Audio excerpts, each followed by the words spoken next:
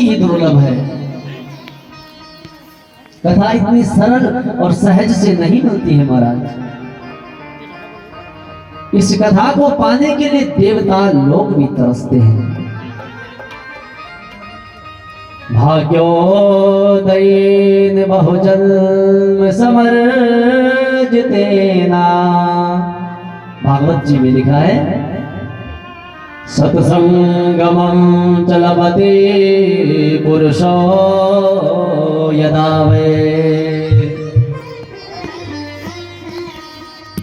अज्ञान हित कृत हेतु महोन्धकारम्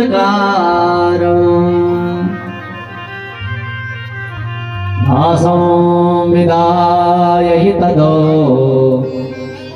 वयते विवेका। ध्यान देना भक्तजनों, उदयेन भाग्या बहुजन्म समर्जितेना, एक जन्म नहीं, यहां तक कि 2 जन्म भी नहीं कहा। भाग्योदयेन, जब जन्म जन्मांतर और कल्प कल्पांतरों के पुण्य उदय होते हैं तब जाकर के सत्संग मिलता है महाराज। ये सत्संग इतनी सरलता से नहीं मिलता है। और जब जीव को ये सत्संग मिल जाता है तो उसके अंदर जो अंधकार रूपी काल बैठा हुआ है ना, वो इस सत्संग से दूर हो जाता है।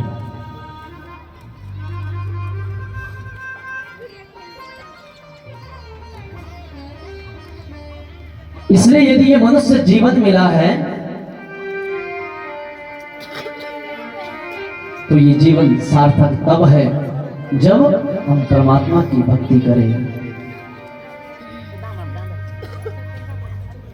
ध्यान देना, वैसे तो 84 लाख योनियों में ये जीवन मिलता है।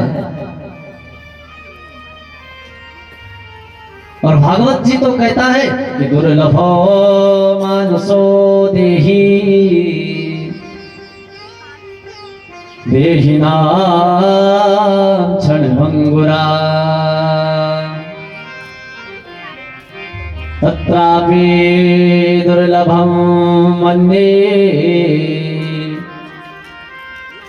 वैकुंठ प्रियदर्शनम्।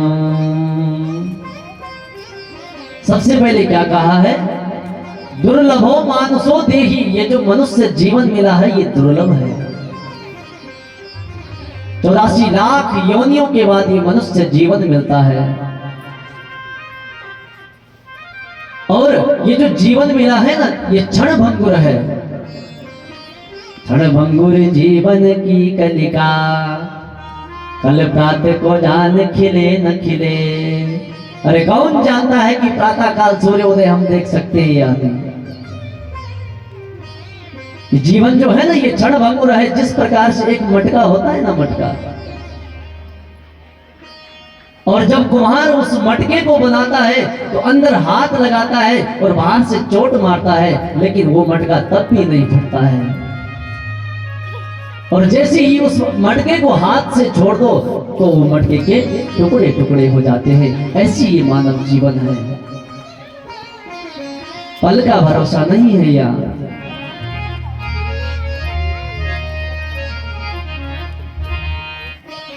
इसलिए इस मनुष्य जीवन को दुर्लभ बताया है। और यदि मनुष्य जीवन दुर्लभ है तो उसके पश्चात संबोधन लगा दिया कि उसके पश्चात दुर्लभ तो है, लेकिन उसके पश्चात दुर्लभ है सत्संग।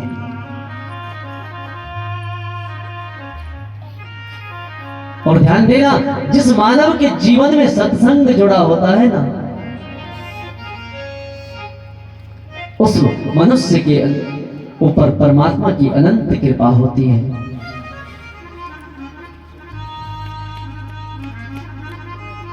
सत्संग का मतलब ये नहीं कि आप अपना घर बार छोड़ दो,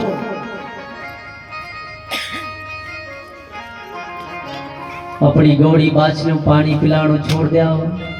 सत्संग ये नहीं है। सज्जनानां संगति सएव सत्संगति। आप यदि किसी सज्जन पुरुष के साथ बैठे हैं ना, तो वो भी एक सत्संग बन जाता है।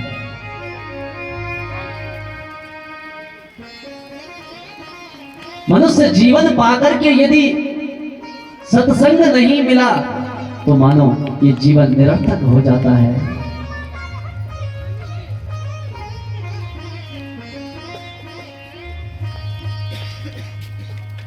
मैं तो शास्त्र कहता है कि मनुष्य जीवन पाकर के हम लोग भूल जाते हैं परमात्मा को जिसने जीवन दिया है।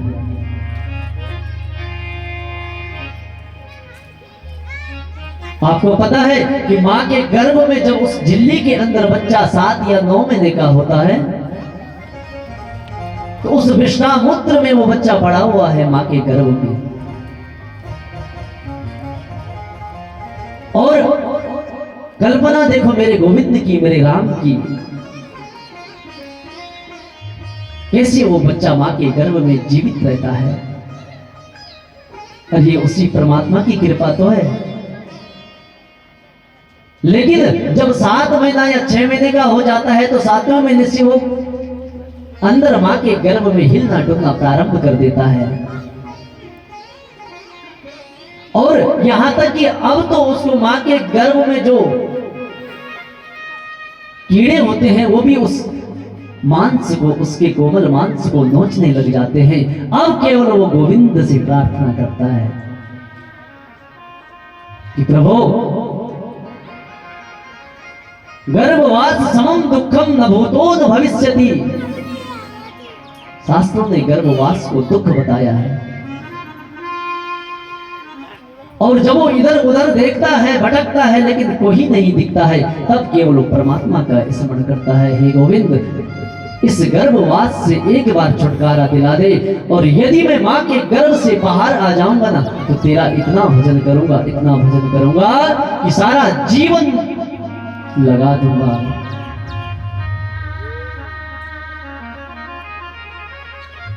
लेकिन ध्यान देना, जैसे ही 9वें महीने बच्चे का जन्म होता है और जन्म होते ही वो सबसे पहले चिल्लाता है, कहां कहां कहां, हे परमात्मा तूने मुझे कहां ला दिया जिसका मैं स्मरण कर रहा था पेट में मां के। अब वो दिख नहीं रहा है, अब वो संसार की माया से लिप्त हो गया। कोई चाची, कोई बड़ी, कोई पुप्पू, कोई मामी।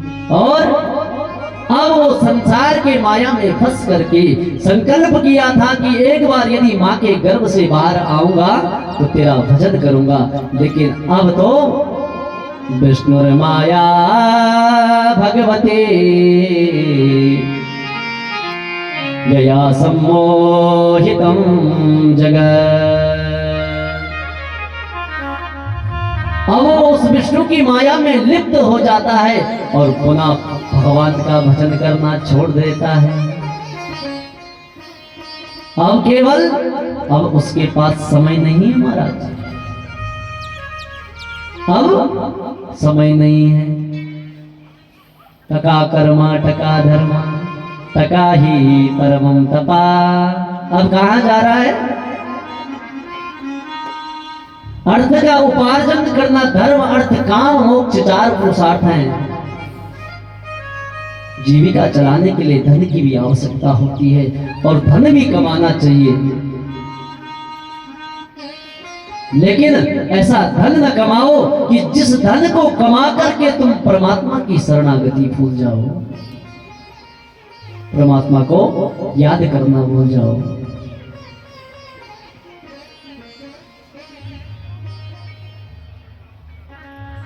अब मां के गर्भ में संकल्प तो किया था कि मैं परमात्मा का भजन करूंगा, लेकिन बाहर आते ही संसार की माया में लिप्त हो जाता है।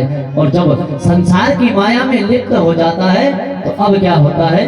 पुनरपि जननो पुनरपि मरणो पुनरपि जननी जठरे शयनो पुनरपि जनन।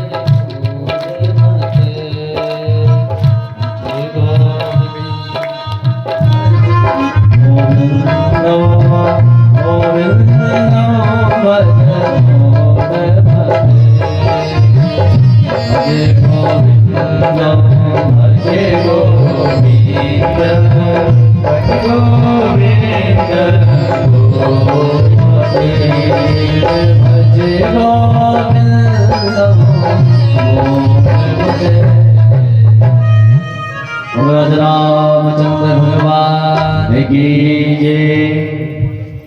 तो महाराज हर जीव की ये गति है।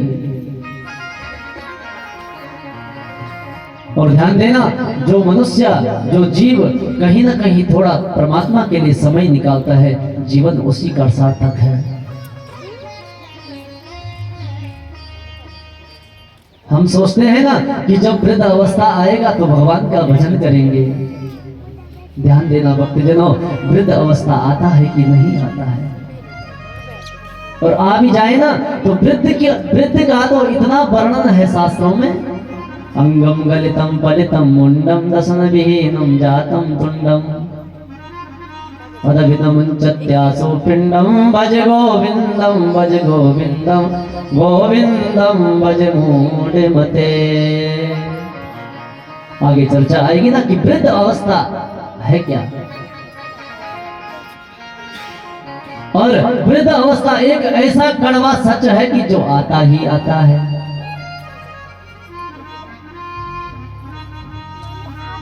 ध्यान देना, इसलिए हम सोचते हैं कि जब वृद्ध अवस्था आएगा तो भगवान का भजन करेंगे, लेकिन महाराज सबसे पहली बात तो यह है कि वृद्ध आता है कि नहीं आता, और यदि आ भी जाए तो जब बचपन से प्रैक्टिस करी ही नहीं तो क्या अंत समय में भगवान का नाम ले सकता है? प्रैक्टिस इज परफेक्ट, है ना? क्योंकि बड़े बड़े सिद्ध ऋषि मुनि जन्म जन्म मुनि जतन कराए, अंतराम मुख आवत नाही। इतना सरल नहीं है भगवान का नाम स्मरण करना अंत समय में। और ध्यान देना एक बात और कि वृद्ध अवस्था यदि आ जाता है और हम सोचते हैं कि वृद्ध अवस्था में भगवान का भजन करेंगे, तो यदि मुख में दांत ही नहीं रहेंगे तो राम बोलोगे तो आम निकलेगा, फिर क्या गति होगी? कहां राम बोलना था और अब निकल रहा है आम। तो महाराज आम बोलोगे तो मोक्ष का द्वार नहीं मिलेगा, और अब राम तो बोल ही नहीं सकता है क्योंकि वृद्ध अवस्था का शरीर है, दांत तो निकल चुके हैं। इसलिए भक्तजनों, भगवान की भक्ति बचपन से ही प्रहलाद जी को देखो, ध्रुव जी को देखो, 5 वर्ष की अवस्था में जिसने भगवान को पा लिया था। अरे हम तो बहुत बड़भागी है कि हमें भगवान राम के रामलला के प्राण प्रतिष्ठा के अवसर में भगवान राम के चरित्रों का अवगाहन करने को मिल रहा है। बनाइए ना, वहां अयोध्या सज रही है, आप सब यहां अयोध्या बनाइए।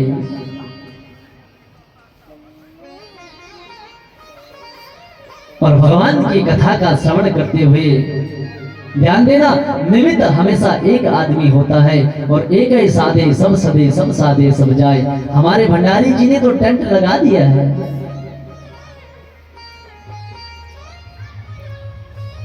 आए आप सब लोगों से विचार विमर्श किया कि भगवान राम की कथा होनी चाहिए, अपना समय दिया है, और अब आप सबका कर्तव्य है कि भगवान राम के दिव्य चरित्रों का श्रवण करते हुए हमने इस भव सागर से, इस संसार से पार हो जाना है।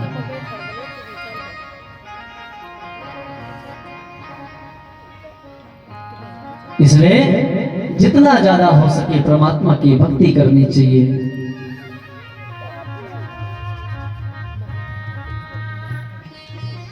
ऐसे ही भक्तजनों, जिस प्रकार से आप बैठे हैं नैमिषारण्य की पावन भूमि में बैठ करके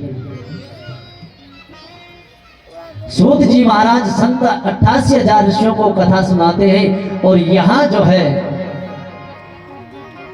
रामचरितमानस में तीर्थराज में बैठ करके जो है याज्ञवल्क्य ऋषि भारद्वाज जी को कथा सुनाते हैं।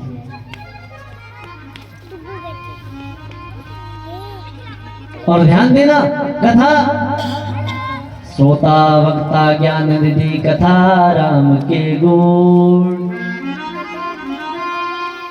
ध्यान देना, कथा मनुष्य को कथा कब अच्छी लगती है? जब वो परमात्मा में खो जाता है।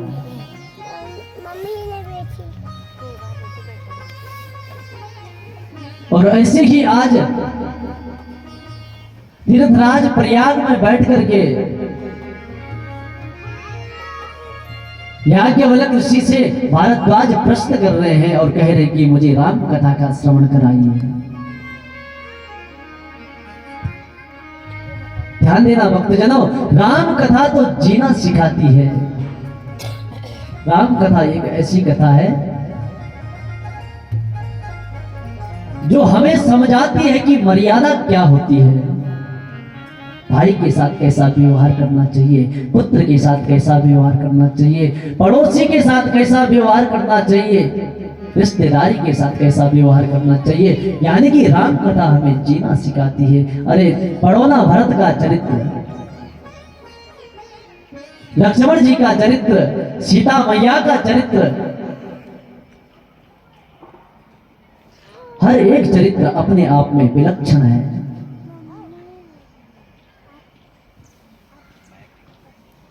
इसलिए भक्तजनों, इस राम कथा को सबसे पहले भगवान शिव ने गाया और आदिकाल में सबसे पहले इस राम कथा को भगवान शिव ने ही लिखा। और भगवान शिव के आराध्य कौन है? राम। और भगवान राम के आराध्य कौन है? शिव। इन दोनों में भेद नहीं है, बस स्वरूप अलग अलग है।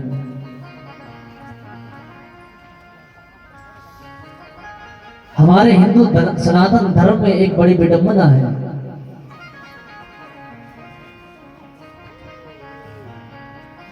कि हम खुद नहीं समझ पाते हैं कि हम किस देवता को मनाएं। कोई बोलता है कि विष्णु को मनाओ, कोई बोलता है कि अरे विष्णु कुछ नहीं देता है, दुर्गा माँ को पूजो। अरे कोई बोलता है कि दुर्गा माँ नहीं, भैरव बाबा को पूजो। यहाँ तो महाराज हर कंकड़ कंकड़ में शंकर है, अनेक रूप है, किसको पूजोगे?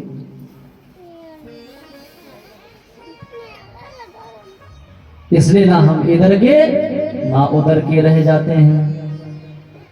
लेकिन शास्त्र कहता है अनंत शास्त्रम बहुलाश्च विद्या। शास्त्र भी अनंत है, देवता भी अनंत है। और हिंदू समाज में, हिंदू सनातन धर्म में 33 कोटि देवता बताए हैं। और कोटि शब्द के दो अर्थ होते हैं, एक होता है करोड़ और एक होता है प्रकार। तो 33 प्रकार के देवता हैं और 33 प्रकार के देवताओं में संसार के समस्त देवी देवता विद्यमान है। अब आप 33 करोड़ लगाओ या 34 करोड़ लगाओ, लेकिन शास्त्र कहता है कि हमेशा इष्ट एक बनाओ। जैसे भगवान शंकर ने राम जी को अपना इष्ट माना। और ध्यान देना, भटकना नहीं है। यदि भगवान नागराज को मनाना है ना, तो केवल नागराज को ही मनाना है। ऐसा नहीं है कि भगवान केदार के मंदिर में नहीं जाना है, वहां भी जाना है, लेकिन उस प्रतिमा में, भगवान केदार की प्रतिमा में भी भगवान नागराज का दर्शन करना है। एको साधे सब सदे, सब साधे सब जाय। और यदि एक को मनाओगे, एक पे निष्ठा रखोगे, तो वो हमेशा पार लगाता है।